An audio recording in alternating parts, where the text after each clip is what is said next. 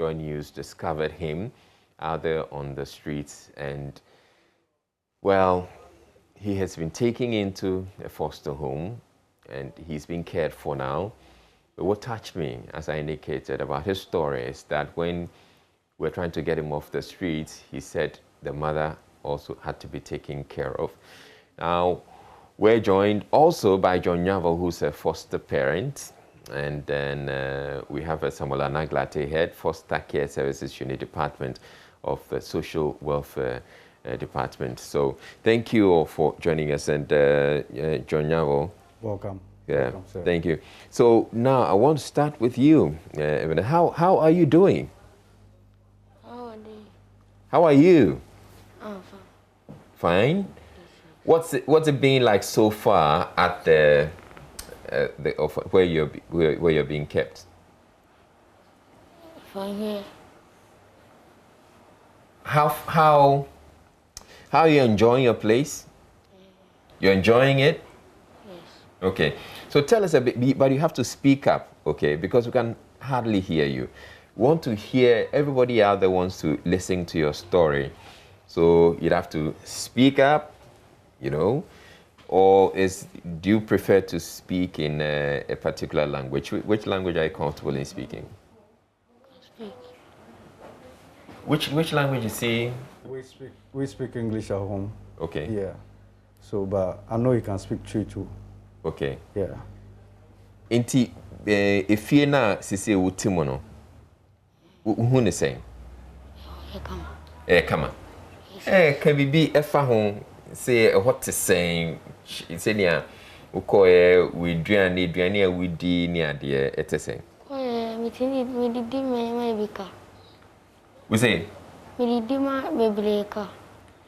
Who did he make bebreka? Because if you are near the door, so my door. We need Jadrian who so on. No. We need Jadrian who. Because I fine. I don't pay a day now, dear. Family tea. Tea, any day. And you could see any bread. Eish! How is you?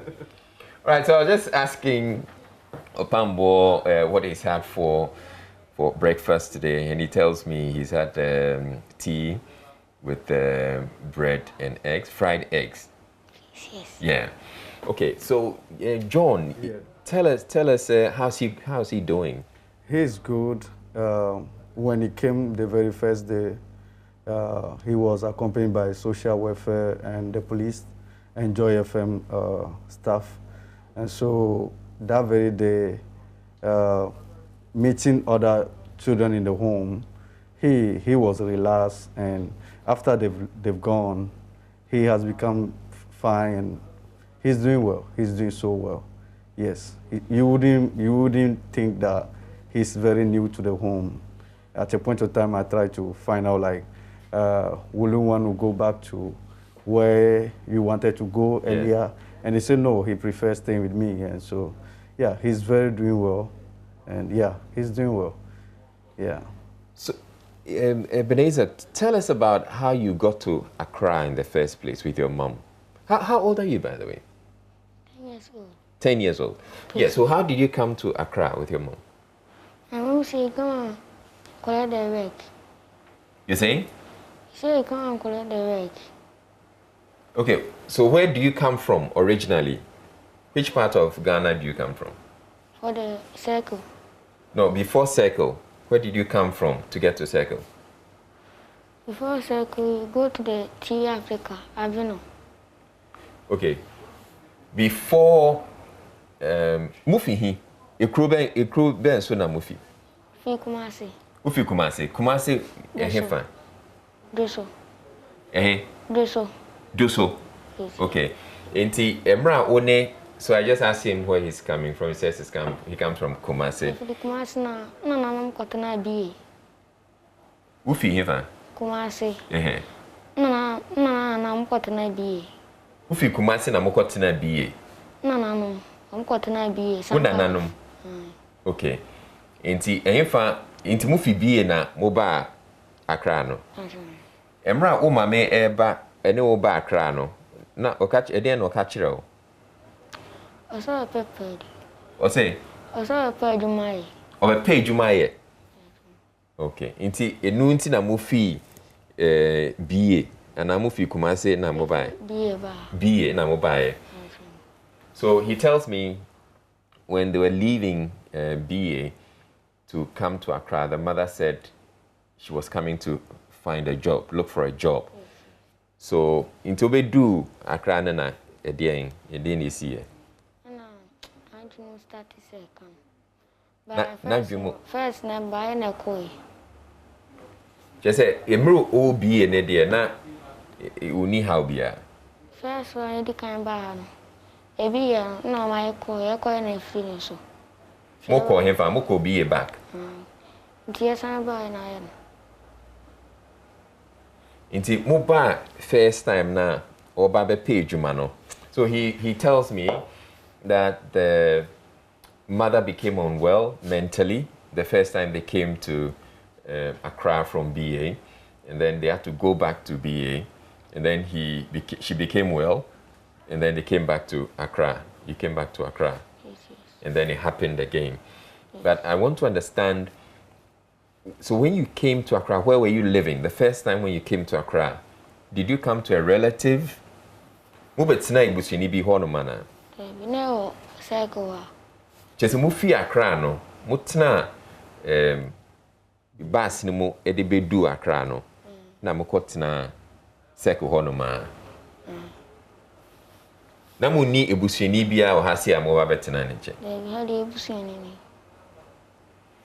So he tells me they came from BA and they got to Accra, they got to Circle, and then you just decided to settle at Circle. They didn't have any relatives here in Accra, but so it's a bit difficult trying to have this conversation with a boy who's 10 years old and inquiring why the mother brought them both to Accra. Because some of the questions I really can't ask this boy. But it just goes to show the challenges we have with our system. Let me get onto the phone lines and speak with the head of the Foster Care Services Unit Department of Social Welfare. It's actually on Zoom, Samuel Anaglate. Thank you very much, Mr. Anaglate, for making time to speak with us. But I'm sure you've been following the story of Ebenezer Opambo and how he was picked up from the streets.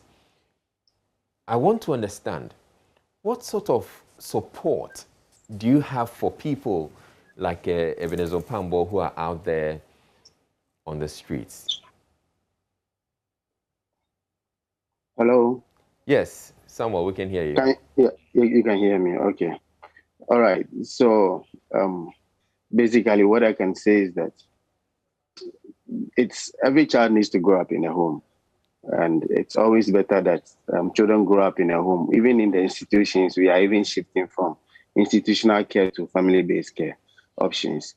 And so people like Ebenezer Mpambo, I will use him as a typical example. As he was rescued, we provided foster care services to him. We started with residential care where we'll be preparing a foster parent for him to go into. So if there's anything that gets a child off a biological family or the home and it's on the street, the option is to find an alternative care. And for the alternative care, we mean other care options apart from the biological family. So somebody like Ebenezer Opambo, the option is to get him into a home where he will grow with a mother and a father like any other child, because those are their basic rights. Now, Samuel, I'm sure you're aware that there are lots of these children out there on the streets. If you get to the traffic lights, you see boys standing and wanting to clean your car windscreens and all of that. I'm sure you'd have seen them. Don't you have a plan, or are you not supposed to, the social welfare department, go out there and actively seek out these people, take them off the streets and find them some care? Yes, that is true. It's a project that is ongoing. As you may aware, the former minister, Honorable Morrison, carried out a project at some point, Operation Get the Children Off the Street. And that project is still ongoing. Social welfare officers are actively involved in that. But I will also state that streetism is not entirely a social welfare thing. It's the district assembly project. The social welfare officers will just advise and assist in getting the children off the streets. But that is a very big topic to talk about, and I think we'll have to find a better time no, to you see, but digest that this is, citizen project. we have an opportunity now to talk about it, and that's why I'm bringing it up. Because often we want to sweep these things under the rug. But look, there are lots of these children out there, and you're saying that John is just nodding. John, tell us. I mean, let Samuel know. Maybe he's not appreciating it, but you let him know what the situation is like out there. Okay.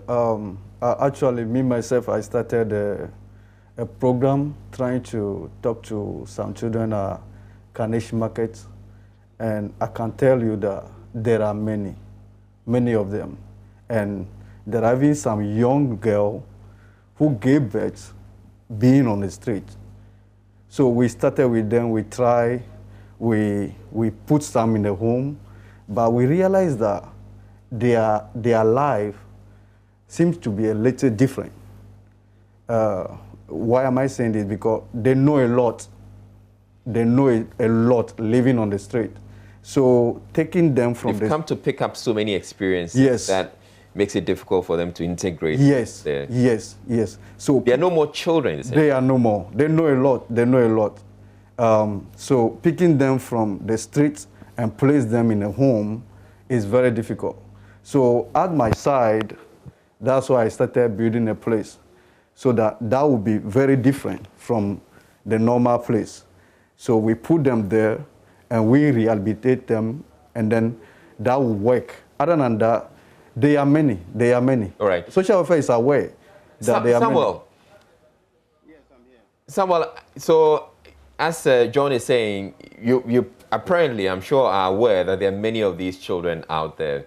And you say there's a project ongoing to try and get the children off the streets. Can we say, or can you confidently put it out like right now, that instead of you maybe, it's a challenge having to go around looking for all these children out there, can people look for these children and bring them to you?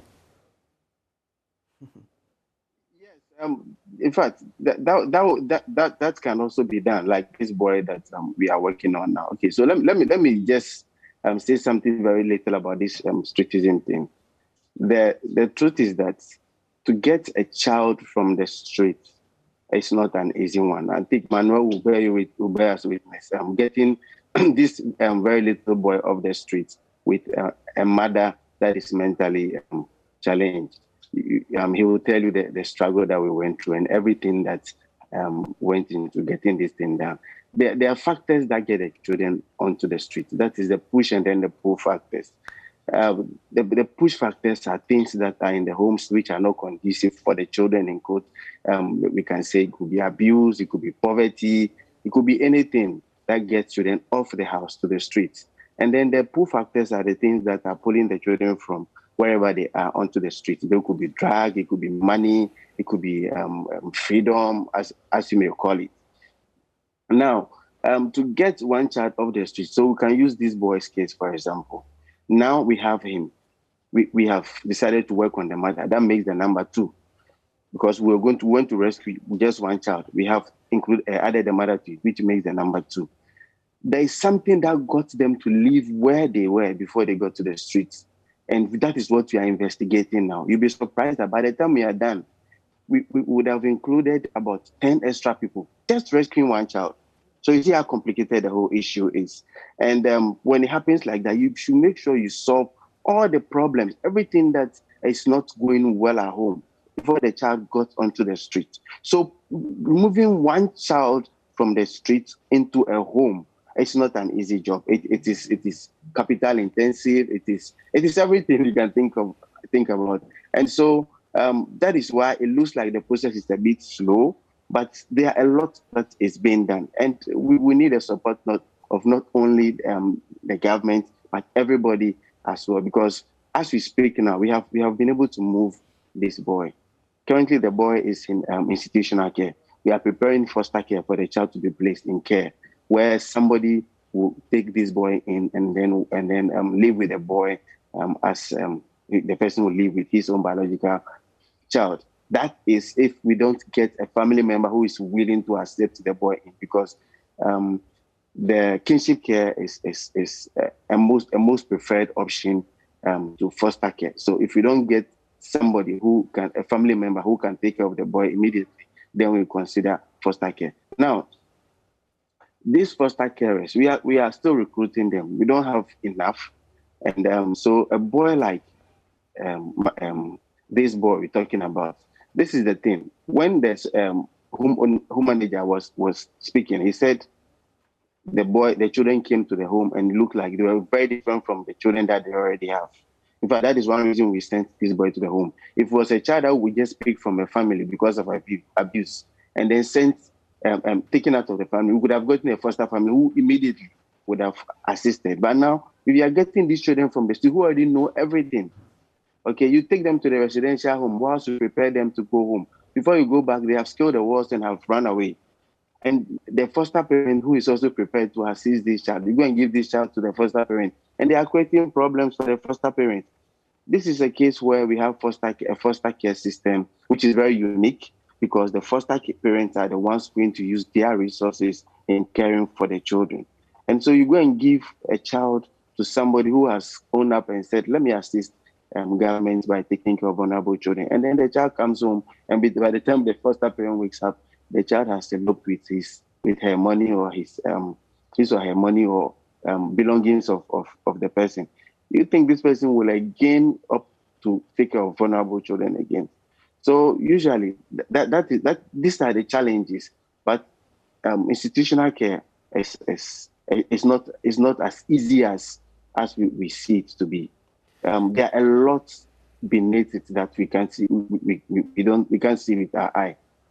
And so this is what I can say about it. Ms. Anaglate, all right, so I want us to do something here. What would you advise people who come across people like Opambo? So the law makes it clear. When you see a child that you think the child needs care and protection, you first of all report to the social worker or the police. If he gets to the police, it will get to the social welfare office. Like your reporter did, he called the social welfare office. When it got to the time that we needed the police, we involved the police, and the boy was rescued. All right. So is there a number that people can call to get to social welfare? Yes, there is how do you call it? A call center at the ministry, which is 0800. Okay, I'll have to correct it. Okay, if you don't have it immediately, because I want us to do something so that we put out the number. If people have issues, they call, and then they're expecting that something will happen. Are you sure that something will happen if they call that number?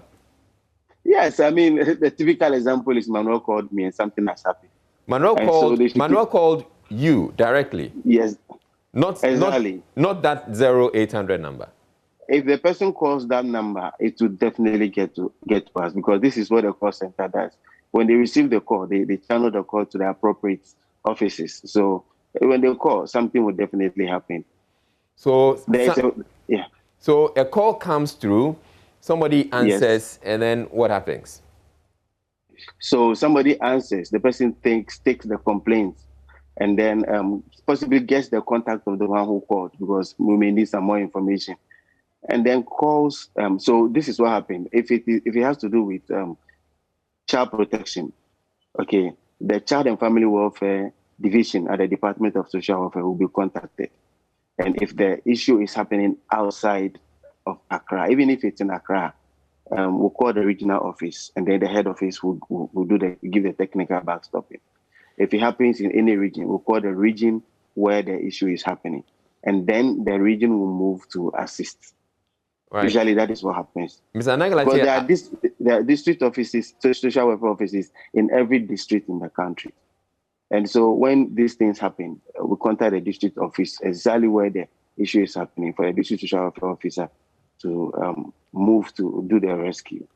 So to do the rescue, I'd expect that you have some vehicles lined up. So then you move to go and do the rescue, or you're going to go in a taxi or trotro. This is a okay. So I can't say there are some vehicles lined up. Social welfare. In fact, I can just say we'll definitely get there. We may not come in a vehicle. Sometimes may come in a taxi or in a trotro. Sometimes we may even come in our own private cars. Mr. Nagalashi, I want you to get us that number, the 0800 number that you're talking about, because we're going to put out that number. So I'll excuse you to get us the number, and then I'll come back to the studio and speak with John. So John, I'm having this conversation with Mr. Anaglate, and I appreciate the challenges that they're going through. For instance, he's saying that, well, they will definitely get there. I know sometimes they never get there because really they may not have a vehicle, or they may not be in a position to help. What is your experience? What sort of experience have you had with the social welfare system in Ghana? I think they are trying their best, but to be frank, they will tell you the resources are not there. That's what they will tell you. And sometimes social welfare may even want you to help them do the thing because they don't have it. How do they expect you to help? Like, for example, the rescue issue. They don't have vehicle. You have it. They will want you to use your vehicle to help them. Yeah, so because they don't have it. They don't have it. And it is very difficult. Nobody among them is willing to say anything for the system or the things to change. Yeah, so because it has been like that for a long time. Yes, for a long time. For a long time. Yeah. I want to come to you, Ebenezer. Awardeo. We okay? Okay. Edien ina obepese aban ebeye ama wo eni emra wo overhead na se no. Se nkwala bi a omotese wo. Wo hia nkwala bi omotese wo. Inti unya ndamfofo mu. But say now ni omo nante. Inti na wo ne hwan na nante. Ntitri. Wo say? Omo ntitri omo ya Ghana fo ntino. Okay. Omo ntitri. All right, so he's making reference to some kids that he tends to, well, he encountered, but he says they don't speak Twi, they're not Ghanaians. Yes. All right. But unyaya anka edien na aban wo ni dasuo bi se aban betumi aye bibia aboa wo. Edien na be o sha wo se aban eye edeboa wo. Aseka metimi ko school and that metimi pakese. But say ube ko school a na chese wo se utifie but wo overhead na say a untumi ko school. So he says he would have wished that he would be in school, and I pointed out to him that he couldn't have done that if he is under the overhead second and is homeless. So I would want to go back to Samuel. Hopefully he has the phone number for us. Hello, Samuel. Do you have that number now? Yes, I do. All right. So Okay. please share the number. It is 0800 800 800. 0800 Yes, 800 0800. 800. So let's Yes, put and the then number on the screen. Please hold on. Let's put that number on the screen. 0800 800 800. 800. All right. Yes, and then the 0900 0800 900 900. So 0800 900 900. So these are Yes. the two numbers that typically, if you call, you should reach the social welfare department. And as we've heard Samuel say, someone is going to answer. And if you come across any child, or if you have, what are the complaints you'd expect or reasons you'd expect people to call these numbers, Samuel? So you find a child loitering and you are not sure if that child is moving with or is accompanied by an adult, or you think the child is not safe, you can call. Or you think you see somebody is abusing his own child. It could be physical abuse.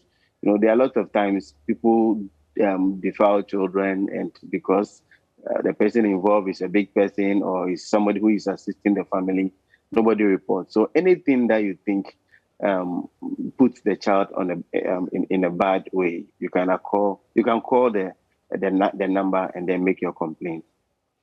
And then the other bit, which is very glaring, the young boys who are standing by the traffic lights and cleaning people's windscreens and all. You're saying that you're going to go for them? Yes. So the street children project is still on course. When are you going? When do we expect those kids to be taken off the street? Especially those at the traffic lights. It's a project which is on course, and like I explained to you, it's not a project that you can just get up one day and do, because if it's just about moving the children from the streets, I think you would have finished with them. But you have to take care of whatever if you move them, where are you sending them to? That's one question I'd want to ask. And so that is it. If do you have a place to send them to? We have shelters where we send some of these children to, and like this, the gentleman in the studio said, they assisted the department in getting some of them to their orphanages. So when the need arises, we'll fall on some of these residential homes to send these children to them, whilst we prepare their homes for them to move to finally. Mr. Naglate, I'm going to say Yes. what I perceive to be what we have as our social welfare system, and you correct me if I'm wrong. I get the sense that we have a number of social workers who will get paid their salaries every month, government, no doubt about that. But then the logistics they need to do their jobs are unavailable. And so they're essentially helpless. Is that the case? To some extent, I would say yes, because you can't say we don't have any logistics at all.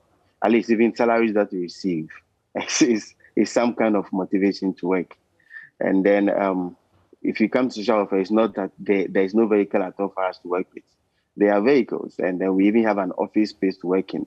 All right. But all I can say is that whatever we have to work with, it's just so not adequate.